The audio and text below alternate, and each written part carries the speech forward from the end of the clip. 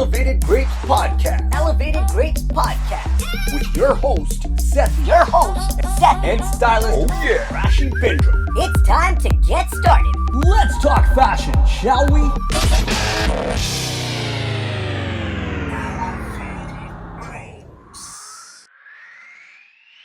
Welcome to Elevated Grapes. I am your host, Sethi. And Stylist Rashi Bindra. And today it's just the two of us. And it's 2020. And it's 2020. Let's Happy New Year to our Happy New Year, everyone. Our listeners and stuff. Absolutely, and stuff. So thank you for tuning in. Thank you for an amazing 2019. It was our inaugural year, and that was a lot of fun. We had some great guests on the show. No, we did. Lots of amazing conversations.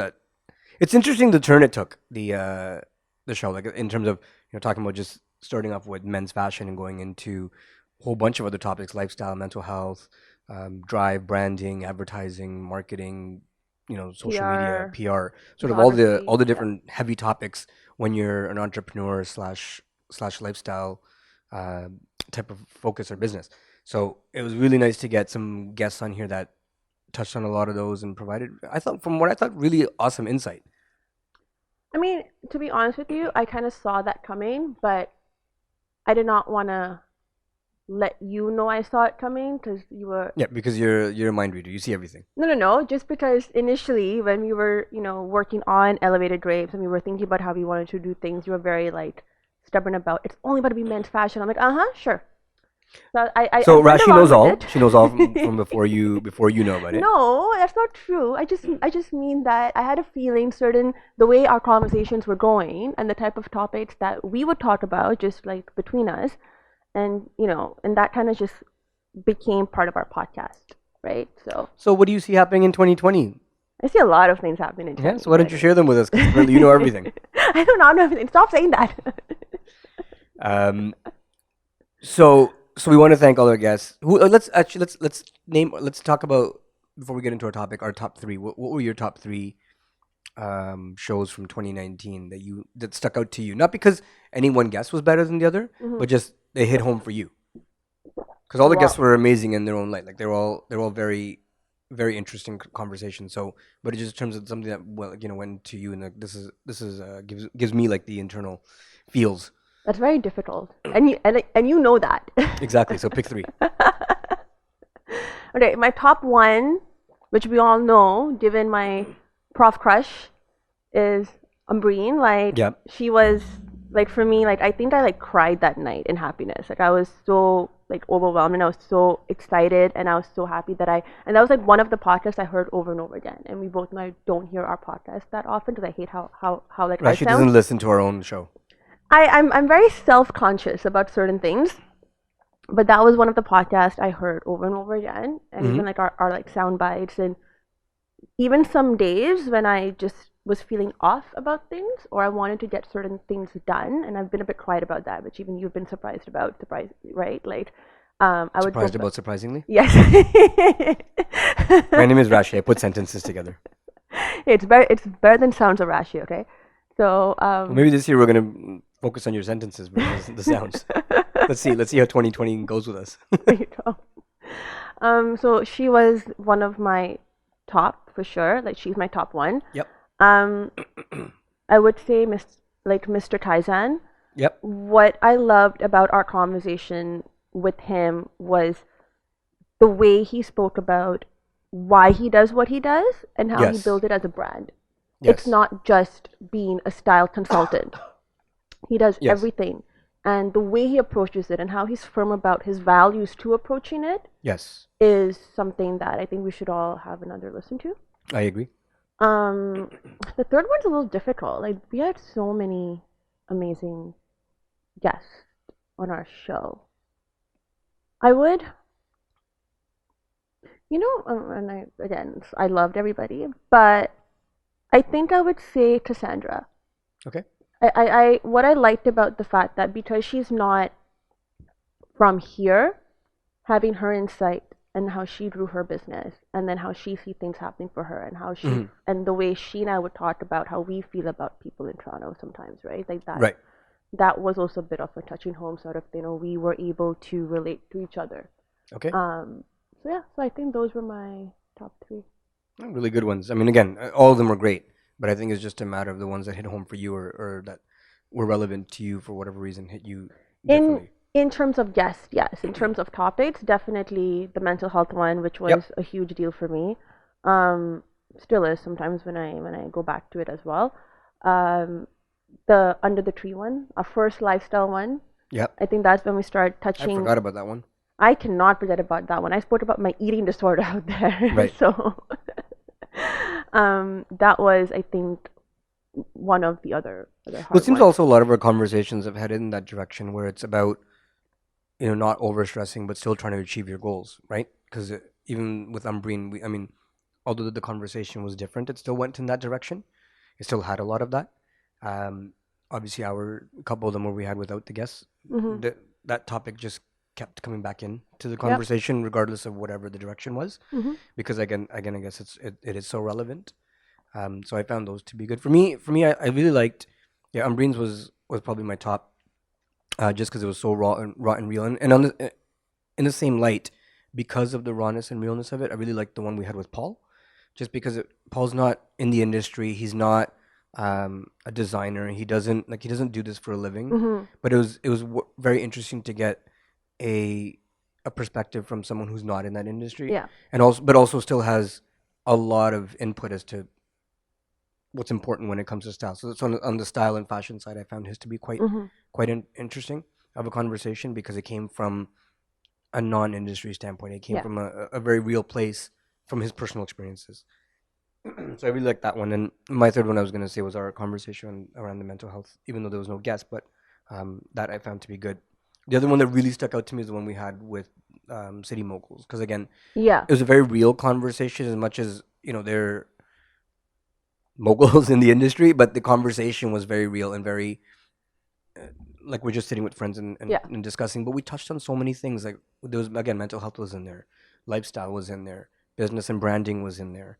There were so many topics that were relevant to our industry that just came out in one conversation, but not in a lecturing way. Not you should do this or you should do that. It was very just, again, from personal experiences and sharing stories that led to those topics. Yeah, and again, right? Like we've had so many. Like we had like Adrian, we had even AJ, we had Amazing shows, yes. right? We had so many different people giving us their time and coming on board and sharing their experiences and stories. But like you said, right? I think it also depends where we are with our own mindsets and at that Yep. moment and that time, and even now when you look back, what still echoes a little louder than the rest too. Exactly. That's the Exactly. thing, And right? that's the best way to put it. So we're in 2020 now, and Rashi's going to give us her predictions Oh, for where the I'm show is going to not. I'm go for not. 2020. I feel like I should like take out my like tarot cards and like start doing that and give my like No. predictions. Yeah, please don't do that. So let's talk about 2020. Are you a resolution kind of girl? I used to be. What changed? They never end up happening. So are you not committed to yourself? What's the story there? No, I think what happens is when you say the word resolution, the different pressure that comes into you, and sometimes you cannot predict what happens. Like, I thought 2019 was going to go in a whole different direction. Whole different direction. I thought that I'd be in a different commitment last year. I thought a different life would be starting for me last year. I thought my business would be at a different level last year. I thought even what we were doing with Elevated Grapes would be, would like, well, Elevated Grapes just started a little bit, but what we March. had like planned, right, was not initially what I entered 2019 with. So Yes. it's not that I did not put the intentions of, um, achieving certain things. I had those intentions. I was working towards those intentions, but some things do not Yeah. go Sometimes they don't pan right. out. So that was the case last year, and then even So define what a resolution is to you. I mean it's the like it's almost like setting goals for yourself, Yep. right? But I feel like doing it just because it's the new year is that's where you get excited in that moment, and then it doesn't really last that long. I rather have a mindset. I think even before I entered 2020, my mindset shifted at the beginning of December or like early December, where whatever I just wanted to achieve for myself, regardless of the timeline, I just started working towards that. Yep. So this year, when I entered 2020, I didn't enter it with like, oh my God, I have this to do, that to do, whatever. I was like, yes, I entered it in a very fun environment. I entered it with my friends. I literally danced my way into the new year and I had a great time. I got home. The only thing I did the first day was make my vision board, which was something I was working on. Mm-hmm. And I just like wrote out what I want for myself. That's it. I didn't put a timeline to it. I didn't say that, in 2020, I'm going to achieve this, this. But wouldn't you call that, to a degree, resolutions? I mean, they don't necessarily have to. I'm going to do this only this year but you chose this date to do it. To be honest with you, I was starting to put my vision board together in the month of December. I had done all my I know that. That's what I was trying to get at. Like cutouts and things like that. Yes. I just You completed it. I completed it. To be honest, my goal was to have it completed, and that's the phone. Yep. That is the phone.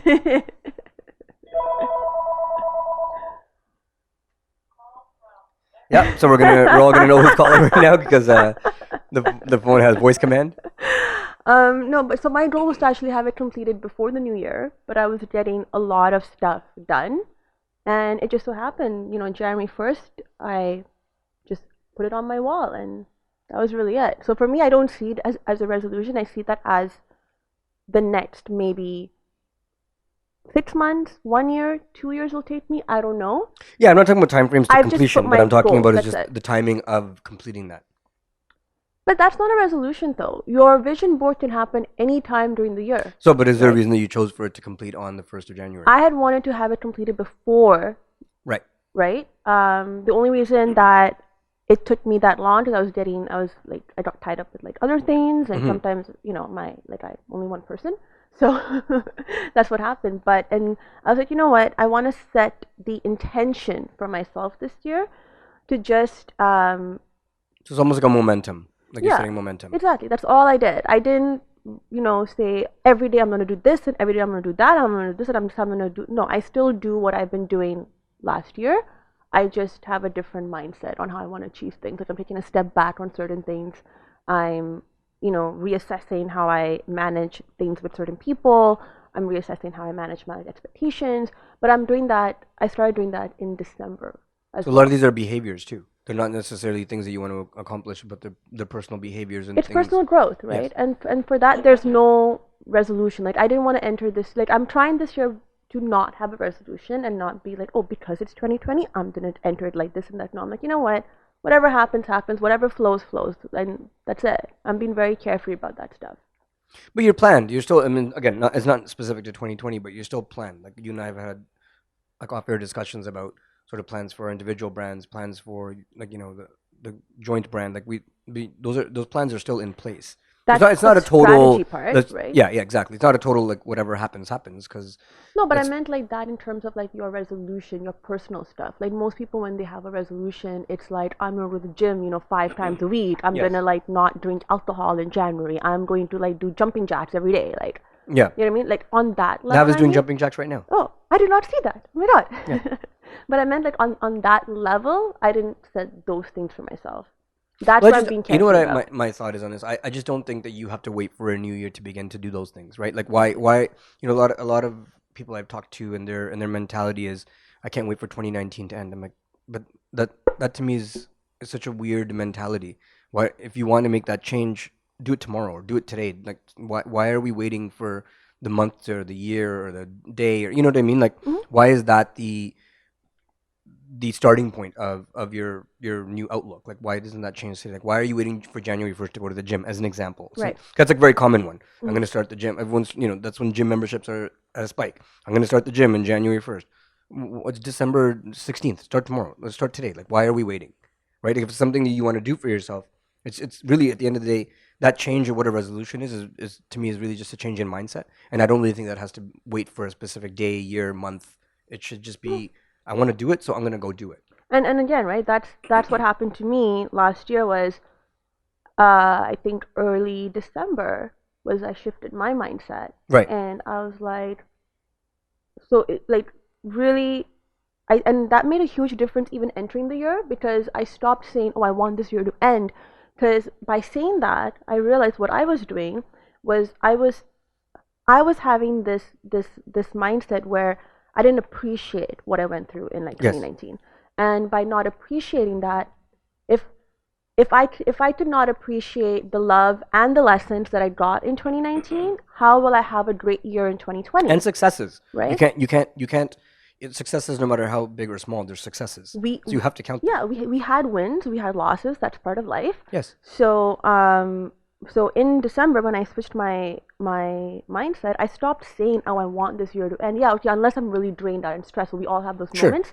But overall, I just saying, okay, so I started just telling myself, I'm gonna take this many days off now. I'm gonna focus on family. I'm gonna focus on friends. I'm gonna focus on having a great thing, and you know what I mean. And then it's almost like taking a vacation if I wanted to, without saying, oh my god, like 2020. I want I want to do all of this starting 2020. No. So with that mindset, which is why I still say when I entered this year, it was one of the best feelings I had. Like I was at such a high, I was having such a great time, and when you enter with that energy in, like it's been like 1 week, and I showed up today extremely hyper and excited. You're very hyper. Let's talk about that. You mentioned something very, very important in there, and you threw it in and you jumped out of it.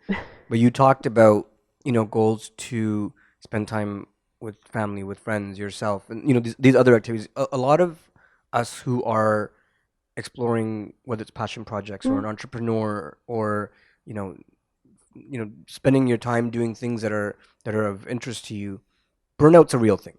Yep. And a lot of time we don't realize that when we're in that situation, it's like, okay, well, I could do 700 things and I'm going to complete them in 1 week.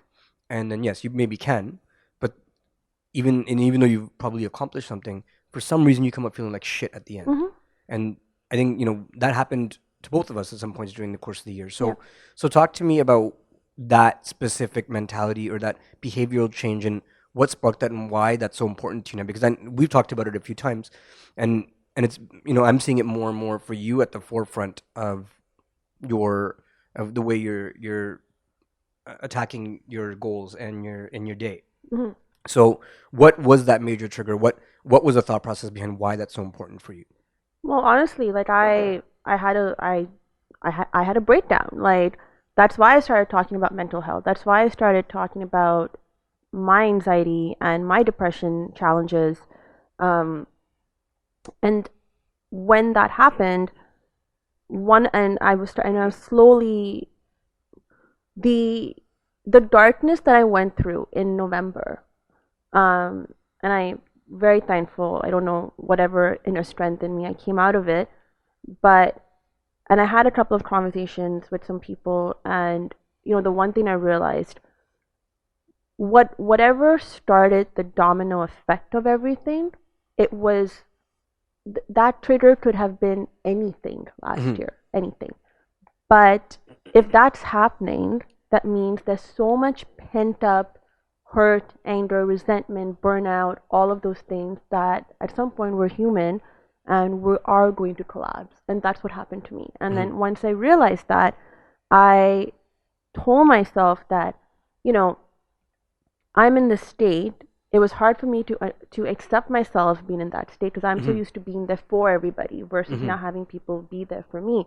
And that mindset shift, it started coming as I was like reading more books, as I was like, sometimes when you're in that darkness state, you You're go trying back to figure out how to get out of there. and when I could not sleep, I was watching movies that I used to watch when I was like 19 and 20, and I used to think about that girl who had all these big high hopes and dreams and stuff, and somehow, and I know this sounds very, very silly, but somehow watching things, it's almost like you unfuck yourself. Yes. That's exactly what happened, right? I went back in time and I started like, so I'm like, wait a minute. When I was 19 and 20, I didn't do all of this. I didn't have this experience, but I had such high hopes for myself. Where did that girl go, right? So once you start having She that, got lost in experiences. and trying to be like, again, I don't regret the last 10 years, because that was what shaped me as well. And I'll never say I have any regrets for that.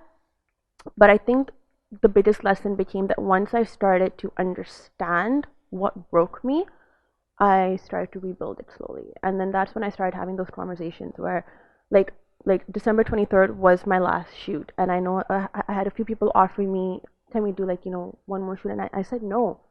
And I took like what, 4 days off. I think I was just like binge watching movies, and I was like in my PJs. Like I did not shower for 2 days. Like seriously, I just like was in my Disney PJs just watching movies. That's all I did. That's gross. That was amazing. Please shower. And I ate a lot of junk food. So that's why it smells in here right now. No, it doesn't. Nav, can you get some air freshener? Oh my god. Spray the area. But that was the shift in mindset. And then another thing I thought you were gonna say that was the shit. I'm like, oh, okay. Also makes sense. Shut up. So that was part of the shift. And also I started doing a lot of meditation, which I was doing before, but I went deeper into it. And some self-healing. And that also, opened up a lot of doors for me. And that's kept me a little, like I said, I'm approaching things very, very differently now. And I mean, I'm still ambitious, and I still plan to rule the world. Of course, but no, it's not. It's not about changing your mindset on what you want to do, but it's changing your mindset on how I'm approaching things. Yeah. And I think the biggest like mantra I've been starting to tell myself, and some of our close friends have been telling me as well, that it's okay to not be okay. And I think once you start accepting that, a part of you becomes carefree. Because then a part of you is like, well, if this person and I used to be like that for the longest time until the last couple of years happened, or actually from 2017 till last year. But I used to always be like, listen, if this person doesn't like me, who cares? I'm great, right? So let's also speak about that a little bit. It is okay to not be okay, but it's important to recognize it and work at the things that exactly. So when you recognize the fact that you're not okay, and that's because being not okay and then just continue to be not okay is also not okay. Exactly, right? So, but I think what happened to me was I was not okay. I didn't realize I was not okay. I broke down, right? As I started rebuilding myself up, I was still feeling the shame and guilt of not being okay. Yes. Till I finally came to a point where I had to accept myself for not being okay and saying it's okay to not be okay. Right. So once I started believing in that and doing and working on that acceptance, I started feeling a lot like my younger self, where I had a very carefree attitude towards a lot of things. Like, if this person doesn't like me, not my problem. I am who I am. If this guy does not want to go out with me, too bad, bro. Like, I'm dope. Like, it's your loss, not mine, right? So you're gonna go with someone you call bro. I get it.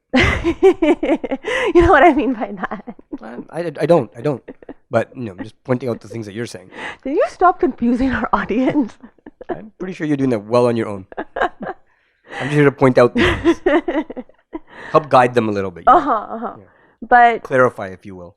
In this whole mindset shift, the opportunities that are starting to come my way, or the people that I've been like reaching out, right, have been like dreams come true at this point. Like, well, I think when you change your mindset into the way that you have your energies change, and that's what welcomes in these opportunities. You don't even realize it's not because you're doing anything different in terms of your ability or your skill. Your skills are still the same. Your abilities are still the same. Your creativity level is still the same, but your energy that comes out when your mindset is like this completely changes. So the one thing I will point out is that yes, you have to get rid of baggage to make room for new things in your life, because there's only so much your body and yourself and your energies can hold. When it comes to what you're capable of, whether it's being creative, whether it's being great in numbers, whatever it is, the more how do I say this? The more at peace you start becoming within yourself and accepting a lot of things, your capabilities become sharper. And the other thing that you have to, and you mentioned on this, and you have to be careful as well, is when people say things like, "This is who I am," and if they don't like it, that's their problem, not mine. It is and it isn't, because if, for example, you have, not you as in you, but generally speaking, if someone has behaviors that are consistently either driving people away or causing harm to their own selves or creating a result that's happening over and over that's not to to their benefit or helping them or those around them, then that has to also be recognized, because that's not just about this is who I am. Screw yourself. I'm gonna always be like this, because that's part of the recognition and growth. Right. Is So to understand, okay, like, maybe there's a certain behavior that I'm causing to do. I'm not saying it's specific to you. There's a certain behavior that I'm regularly doing and I'm not recognizing it. And you need to lean on your good friends and things around you to help you understand that, because but sometimes friends are also your worst enemies, not by being mean to you, but by not telling you. So right? Going back to that point, right? It's again like you said. So when I'm saying this is how I'm accepted, I'm like with that being self-aware of what I do. Self-awareness is everything. I realized I can sometimes be a lot more masculine than feminine. And I mean that from an energy point of view. Dear God. Oh my goodness. Okay, so Rashi is a man now. I'm not a man. Okay, you all heard it. I am talking about energies. I said the word energy, okay? Rashi's an energetic man. Oh my. Let me finish my sentence, you jackass. Continue on, sir. So all of us, including you, okay, we all as human I'm beings. definitely a man, and I'm aware of that. Yeah. So Nice. all of us. Very nice way to try and push the push it back at me. I appreciate that. Trying to get. We all have masculine and feminine energies. Okay, that's what I was like getting at. You jackass. Like, literally. She's trying to use another word, but she held herself back. I know. I'm very proud of myself for that too. So that being said, and when I say that, I mean that I can sometimes come across as a person who does not need or want anything from anybody, and I can handle and take care of myself. When I do that, I realize I push guys away, because like just the way guys are, no matter how much they appreciate an independent woman, they also want to be they want to feel needed and wanted and loved, right? Girls cannot handle that. They're like that brings out their insecurities. So once I started to understand that part about me, I wouldn't say I've changed my behavior. I'm just more aware of how I come across to some people. Now, even if I do this, there will still be, out of 10 people, 2 or 3 may still not like me. That's when I say that's not my problem, right? Because I'm aware of what I bring to the table. There will be 5 that'll say, hey, you know what? We think she's cool, or we cannot handle her, or we don't know how to deal with it. I cannot go above and beyond to please people, and that was my mistake for the past 2 years. I thought that because people would point out, I'm blunt, or I'm this, I'm that, I needed to adjust to, like, I needed to adjust to everybody else. That started triggering a lot of things, and that's where I broke down, and I had to rebuild myself up, right? Yes. So once you come to accepting that, that's when I'm saying is that, yes, I'm aware of what are my stronger, points, and what are my weaker points. I just have to be aware of how I come across to some people, and some people will still like me and they won't. That I cannot change. Yeah, you can change, and I won't bother to, right? So there you have it, folks. That's our show for today. Thank you for pointing out my energies, and we will have to pick this up on yours. Yeah, Mr. Rashi Bindra Miss, it's still very miss. Thank you very much. Going to share her positive male energies with us, and we will see you all next week. Thank you for joining. Hey guys, thank you for watching that podcast or that video. If you like what you hear and you want to hear more of us and see some of our behind-the-scenes stuff, subscribe below. Yes, hit that little red, button thingy that's over there, and hit subscribe, and keep following us for a lot more cool, fun stuff. Thanks again for tuning in. We'll see you soon.